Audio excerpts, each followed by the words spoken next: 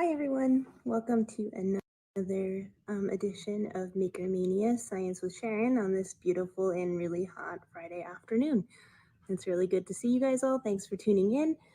Today we're going to build an electromagnet and talk about what it does. To build an electromagnet,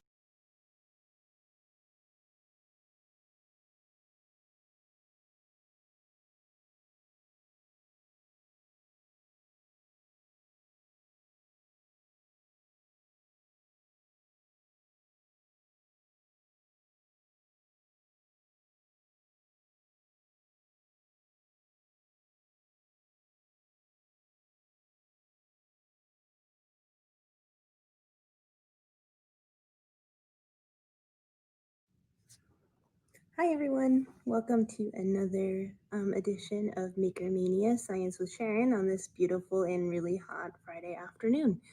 It's really good to see you guys all. Thanks for tuning in. Today we're going to build an electromagnet and talk about what it does. To build an electromagnet, you need a double A battery. And this is the tricksy bit. You'll need 3, and I'm hoping that you guys can see these because I don't want to bring them too close to my phone. These are neodymium magnets. Neodymium magnets are also known as rare earth magnets. They're some of the most powerful magnets there are out there. This is 3 stuck together. The reason that they're stuck together is that they're super duper powerful and they just try to pull each other from the corners of my board desk here to stack up into this little stack, but they'll move really fast. They'll break. One of my coworkers broke one when we were playing with them earlier. And they can pinch you really, really badly if you happen to get a piece of your skin in between 2 of them as they're trying to come together. So as you're handling neodymium magnets like this, you'll need to be really, really careful. This is something to be done with older kids by themselves or younger kids with adult supervision. You guys can get these guys at Harbor Freight. That's where I pick it up, our neodymium magnets for our experiment today.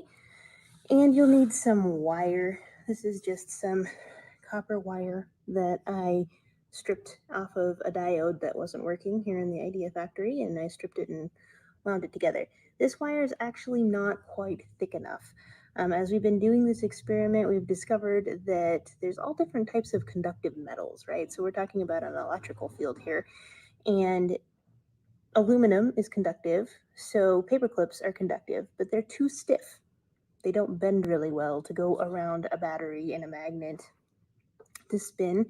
So I decided to salvage some of this copper wire to make the spinner, and it's actually too thin. And I don't have any other types of wire here at the Idea Factory. Copper wire is somewhat hard to come by right now. It's a little bit expensive. But if you guys have some copper wire that's a bit of a higher gauge, you'll actually be able to make a spinning motor or dancer with your electromagnet. But today we're just going to talk about what we're going to do to make it be an electromagnet. So a battery, obviously, it has a negative end. On this particular battery, it's the flat end. It's denoted with a minus sign. And it has a positive end. See a little button right there? That's with a plus sign. And if I hold it up to the camera, you can kind of see there's that plus sign there. And the minus sign is right there, down there at the bottom, if you can see it. So a magnet has stored electrical energy inside of it. The only way that you can get the electrical energy out of a magnet is to make a circuit. So you would attach something conductive, usually a piece of wire, or you can use aluminum foil too, to one end of the magnet, and then you can attach it to the top end of the magnet. It's not going to turn anything on, but your foil will get hot. A more complex circuit would involve an input and an output. So the input would be the electrical energy stored here in the battery, and the output might be something like an LED bulb. So if any of you guys have gotten the kit from youth services for this summer that talks about paper circuits, and they make a circuit so that you can make a card that lights up, that's kind of the same idea, except for those are button batteries and this is a AA battery, so there's a little bit more charge in this guy.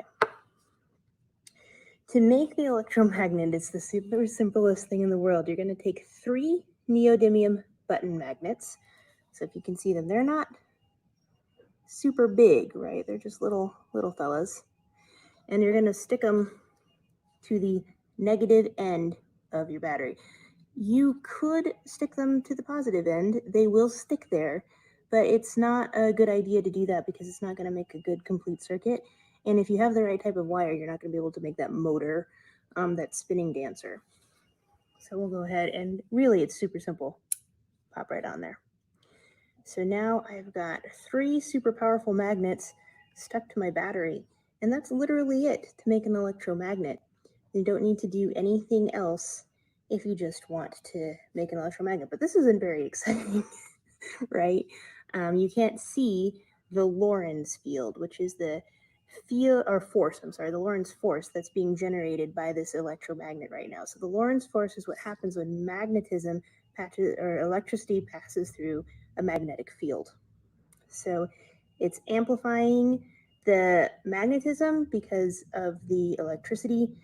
And so they are complementing each other, and we've actually made this magnet pretty powerful. In theory, unfortunately today we're not going to be able to see it in practice because, like I said, I'm having a really hard time sourcing wire right now. If you take your conductive wire, and for this, like I said, I have this little piece of copper wire, and wrap it around the negative end of the battery, so it needs to be touching those magnets. And trust me, there's really no way you can't get it to touch. These magnets are super strong, and they're going to pull this wire to it no matter what we do. As you see here, it's stuck. Beep. That's not what we want. We want it to go in between, so kind of right here on these magnets here. So let's see if I can get it to do it. Oops. It does not want to wrap around. It wants to do all kinds of stuff. Magnetism is a funky thing, and it doesn't always want to play nice.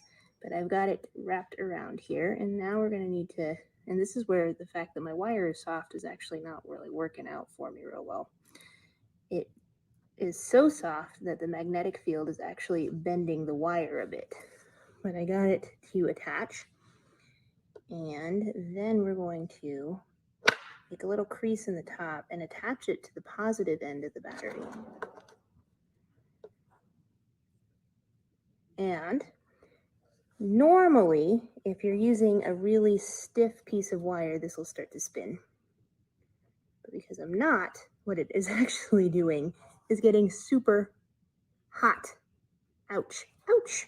It's really, really hot. So because the wire is conductive, I'm going to take it off of here so it doesn't burn. The wire is conductive. It's conducting that super amped up a magnetic field or electrical field that's passed through the magnetic field that you have, the Lorentz force. It is conducting that super duper amped up electricity that has been polarized because of the magnets. And there's a lot of energy there. Normally it would spin, but because it's not spinning, the wire is getting really, really hot, and we could probably start a fire. I would not like to do that in the library. That's a horrible idea. But that is just a demonstration of one of the outputs of all of that potential energy that's being released from the completed circuit. So this will complete the circuit and pass that electricity through that magnetic field, and that heat that you can feel in your wire when you are at home is a physical manifestation of the Lorentz force that is being produced by your electromagnet when you close the circuit. Please do try this at home. It's a really cool experiment if you can get your hands on the right kind of wire. I know it's kind of a bummer that we don't have it right now, but due to wire or copper wire being really, really expensive and supply chains breaking down due to our pandemic issue that we're having right now, it's really hard to get your hands on the right thing. So when I planned this out a while ago, I hadn't thought that I wasn't going to be able to get the right stuff.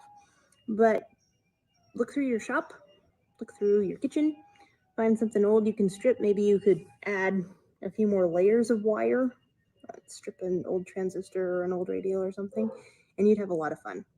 I hope you do try this out at home. Like always, drop a comment, let me know if you have any questions or any ideas about what I can do next week. I think next week You know what? I'm not sure what we're doing. I think it's candy sushi. That's pretty exciting. It's not science, but candy sushi's cool. Anyway, until I get to see you next week and we get to play with some candy, stay safe, stay healthy, and keep making, guys. Have a good